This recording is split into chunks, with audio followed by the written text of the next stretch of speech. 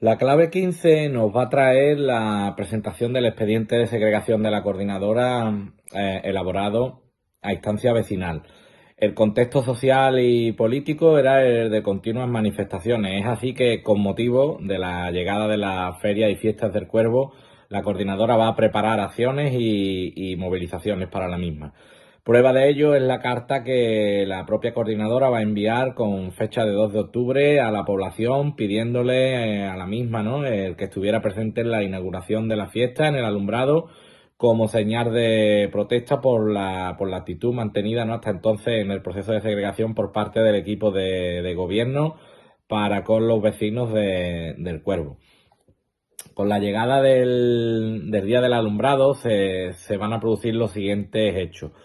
El alcalde Antonio Torres llegó a la portada de la feria aproximadamente sobre las 9 de la noche, seguido de la reina y las respectivas damas, así como lo recoge la prensa de estos días, además de un grupo de vecinos que aplaudían, precedido por cerca de, como recogía la prensa, ¿no?, cerca de una docena de agentes municipales e incluso varios de la Guardia Civil.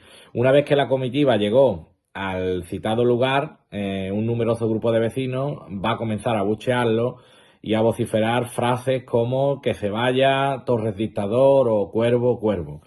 El entonces oficial de la policía local, Manuel González, intentó convencer a los manifestantes para que depusieran su actitud, pero no lo va a conseguir. Tras varios minutos de espera, durante los que el citado grupo de vecinos del Cuervo seguía protestando, la policía va a ser la que abrió paso al alcalde, que consiguió a duras penas conectar el alumbrado. Desde allí hasta las casetas del Real, el alcalde fue precedido por los manifestantes que portaban una pancarta y gritaban consignas. Por el trayecto, algunos grupos de vecinos van a aplaudir al alcalde, siendo contestado, como así recogía la prensa, inmediatamente este gesto por parte de los manifestantes que comenzaban a abuchearlo. Cuando se llegó a la caseta municipal, nuevamente intentaron impedir la entrada del alcalde en la misma, lo que va a provocar de nuevo forcejeo, incluso con los policías locales. Tras la entrada del alcalde al recinto, los manifestantes golpearon y patalearon sobre el armazón o la estructura de la entonces caseta municipal, accediendo ellos incluso al interior, donde mantuvieron la misma actitud, ¿no?, de gritar y vociferar contra la persona de Antonio Torres. Indudablemente, la prensa va a recoger estos hechos que hemos relatado brevemente y la percepción de los protagonistas de los mismos, ¿no? El diario de Jerez del 5 de octubre se refería a los hechos acaecidos como incidentes y sobre todo destacaba las pintadas y la pancarta que usaron los vecinos del Cuervo, que recogía lemas como "Torres, el Cuervo existe los 365 días del año", y la que se dispuso a la llegada de Torres al Cuervo, ¿no? El Cuervo para los cuerveños.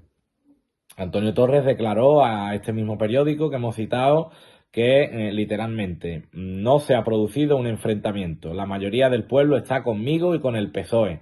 Se trata de 40 violentos que no quieren nada y que lo que pretenden es llevar al pueblo a un precipicio". Según el diario de Jerez, Torres recibió en su cuerpo los impactos de varios objetos que le lanzaron los manifestantes, sin causarle daño. Torres además agregó sobre la actitud del citado grupo de vecinos, ¿no?, que literalmente, como decía, que me lo esperaba porque llevaban meses preparándolo. Van a destruir y no cuentan con nadie. Nosotros sí contamos con cientos de vecinos. Añadiendo Torres que el PSOE contaba con los votos del 80% de los vecinos del Cuervo. En otro orden de cuestiones va a comenzar a tomar cada vez más relevancia, como decíamos al principio de esta clave, la cuestión del expediente elaborado por la coordinadora a instancia vecinal. Sería a través de un escrito dirigido a la población del Cuervo por el que la coordinadora haría público la existencia del mismo. De este escrito podemos destacar los siguientes párrafos.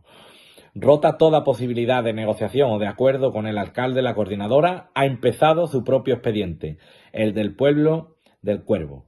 En el siguiente fragmento que vamos a leer se hace hincapié de nuevo en la idea que planteábamos como tesis fundamental para la explicación del surgimiento de este proceso de segregación a través de un recorrido por todo el siglo XX, ¿no? Nos referimos al sentimiento de marginación. En el escrito se decía literalmente: ¿por qué el PER no funciona como en Lebrija? ¿Es que aquí no hay jornaleros? ¿Cuándo van a terminar el Ayuntamiento 9? ¿Y la casa de posta? ¿Y la próxima romería la pasaremos otra vez sin árboles y sin sombra? ¿Y el campo de fútbol que prometió? ¿Y el acceso al polideportivo? ¿Por qué no se termina? ¿Es que nuestros hijos no tienen derecho a jugar en jardines como los de Lebrija? Si nosotros también pagamos impuestos, ¿dónde van a parar? ¿Por qué no se arreglan las barriadas? ¿Por qué no tenemos servicio de urgencia y farmacia de guardia?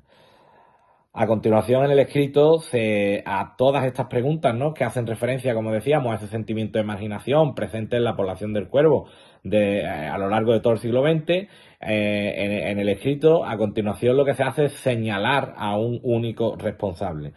Decía el escrito: el único responsable de que todos estos problemas no se solucionen es el ayuntamiento, con una actitud revanchista solo porque hemos pedido algo tan justo como la independencia de nuestro pueblo. ¿No dijo acaso que en 8 meses el Cuervo sería independiente? ¿No decía que él quería mucho al Cuervo y que iba a seguir invirtiendo? Habla y dice mucho, pero no hace nada. Y 2 meses antes de las elecciones vendrá ofreciéndonos mucho para que lo votemos. Seguiremos luchando. No van a acabar con nosotros. Tras los altercados de la Feria del Cuervo a los que nos referíamos al principio de esta clave, la coordinadora va a preparar la entrega del expediente en el Ayuntamiento de Lebrija y la presentación de este al público una vez que se finalizara. El expediente fue entregado en el Ayuntamiento de Lebrija el día 7 de octubre de 1989, una fecha muy simbólica para el Cuervo, siendo este día, ¿no?, el día de la patrona, ¿no?, del Cuervo. Además, su presentación pública se hizo 6 días más tarde, el 13 de octubre, convocándose a la población para ello, ¿no? En dicha presentación, sin duda alguna, el punto más importante va a ser el planteamiento de término municipal que va a hacer la coordinadora, ¿no? Y el de un término municipal que se había fijado en 19.037 hectáreas, una diferencia bastante considerable con respecto a lo que el expediente GAPSA ofrecía, ¿no? 1.600 hectáreas sobre un total de algo más de 41.000 hectáreas que componía el término municipal de Lebrija. La entrega del expediente de segregación elaborado por la coordinadora instancia vecinal va a aparecer en el Boletín Oficial de la Provincia de Sevilla con fecha de 24 de noviembre, en el que podemos destacar del texto que lo recogía los siguientes fragmentos. Con fecha 7 de octubre del actual y bajo el número 5.176, tuvo entrada en el registro de esta corporación el expediente promovido en nombre y representación de la mayoría de los vecinos y electores residentes en el núcleo de población del Cuervo para la constitución de dicho núcleo en municipio independiente, segregándose del municipio matriz de Lebrija. Dicho expediente, en unión del tramitado en su día por el excelentísimo Ayuntamiento de Lebrija, según expresa petición formulada en las consideraciones adicionales del escrito de iniciación del expediente vecinal, se somete a información pública por plazo de 2 meses a los efectos de reclamaciones y alegaciones. La respuesta inmediata de Antonio Torres va a ser la de comenzar una campaña contra el citado expediente de la coordinadora. Así se puede ver en la carta que envió a un propietario de tierras para comunicarle que ante la división que se planteaba en el expediente de la coordinadora, su finca quedaría en el nuevo término municipal del Cuervo. La carta data de diciembre de 1989 y vamos a pasar a proceder a leerla porque, bueno, es un documento histórico que revela, ¿no?, la situación que se estaba viviendo y en este caso ahora refleja, ¿no?, la iniciativa en manos de quien se encontraba. La carta comenzaba con un estimado ciudadano para a continuación pasar a un párrafo en el que se establece un objetivo básico por parte de Antonio Torre que no es otro que el de crear una atmósfera, ¿no?, de incertidumbre y de miedo en la población con propiedades que quedarían en el nuevo término municipal del Cuervo, ¿no? Decía lo siguiente: recientemente la Comisión Promotora por la Segregación del Cuervo ha promovido expediente para separarse de nuestro municipio y constituirse en municipio independiente, recabando, sin fundamento jurídico alguno, un término municipal superior a 19.000 hectáreas. Pues bien, de llevarse a cabo la segregación en los términos planteados por la Comisión Promotora, la finca de su propiedad dejaría de pertenecer al municipio de Lebrija para pasar a integrarse al municipio de nueva creación. Es de destacar sobre todo en el siguiente párrafo que vamos a leer los términos, ¿no?, la terminología utilizada, que evidentemente esconde una intencionalidad política que ya hemos señalado con el párrafo anterior, ¿no?, que sirve de preámbulo a las verdaderas intenciones del propio Antonio Torre, ¿no? El párrafo decía lo siguiente: ante tan insólita y desproporcionada pretensión, que cercenaría gravemente la integridad de nuestro término municipal y que para muchos lebrijanos significaría la ruptura de vínculos ancestrales de unión a su lugar de origen, como alcalde de Lebrija me creo en la obligación de hacerle llegar mi inquebrantable voluntad de perseverar con prudencia, pero con la mayor firmeza, en la defensa de los legítimos intereses de nuestra colectividad y de no permanecer impasible ante tan inadecuada pretensión, dado que ello supondría un grave perjuicio para Lebrija y, por mi parte, defraudar la confianza que tan repetidas veces me habéis otorgado en las urnas. Terminaría la carta, ¿no?, planteando su estrategia y tendiendo la mano a estas personas para que evidentemente participaran de las alegaciones, puesto que, como hemos visto con anterioridad, se abría el plazo ahora para las alegaciones y las reclamaciones, que lógicamente vendrían, ¿no?, o irían, ¿no?, contra el expediente de segregación elaborado por la coordinadora y sobre todo contra esa propuesta de término que la coordinadora planteaba de 19.037 hectáreas.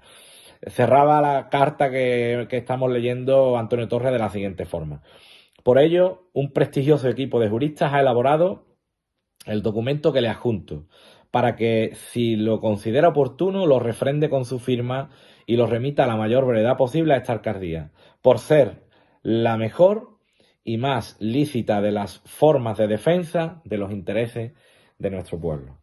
De esta manera terminaba 1989 en el proceso de segregación y, como vemos, la situación todavía seguía girando en torno a la configuración del nuevo término municipal, que ha pasado, en este caso, ¿no?, de las 1.600 hectáreas que se proponía con el expediente GAPSA elaborado por esta empresa, ¿no?, a instancia del Ayuntamiento de Lebrija, a las más de 19.000 hectáreas que proponía la coordinadora en el expediente que había elaborado a instancia vecinal. Las diferencias eran abismales, con lo cual nos encontramos en una situación a las puertas de 1990 en la que no se veía con claridad el desenlace del proceso, porque sobre todo el gran caballo de batalla que nos vamos a encontrar a lo largo del año 1990 y 1991 no iba a ser otro que el número de hectáreas que configurarían el nuevo término municipal del Cuervo.